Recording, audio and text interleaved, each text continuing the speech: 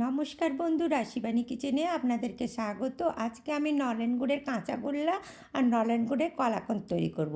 এই কলাকন্দ তৈরি করার জন্য আমি 250 ছানা নিয়েছি। এবার গুড় 200 গ্রাম নিয়েছি, তার মধ্যে 1 চামচ চিনি নিয়ে এটাকে প্রথমে ভালো করে পাক করে নেব। এই দেখুন গুড়টা পাক হয়ে এসছে। এবার ছানাটা মুথে নিয়েছিলাম, এবার গুড়ের মধ্যে ছানাটা দিয়ে দিলাম। এটা ভালো করে প্রথমে মিশিয়ে নেব।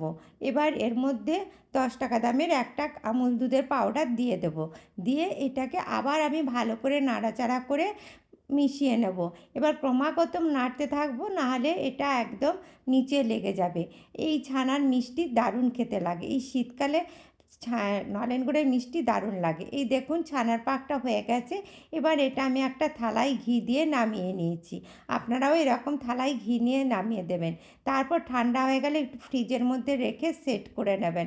এই দেখুন কি সুন্দর পিস পিস কেটে নিয়েছি। আমার নলেন গুড়ের কালাকাঁদ তৈরি হয়ে গেছে।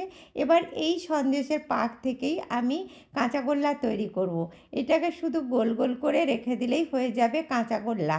আর কাঁচাগোল্লাও খেতে ভালো লাগে, নলেন গুড়ের সন্দেশও খেতে ভালো লাগে, কারণ এই শীতেই তো একমাত্র নলেন গুড় পাওয়া যায়।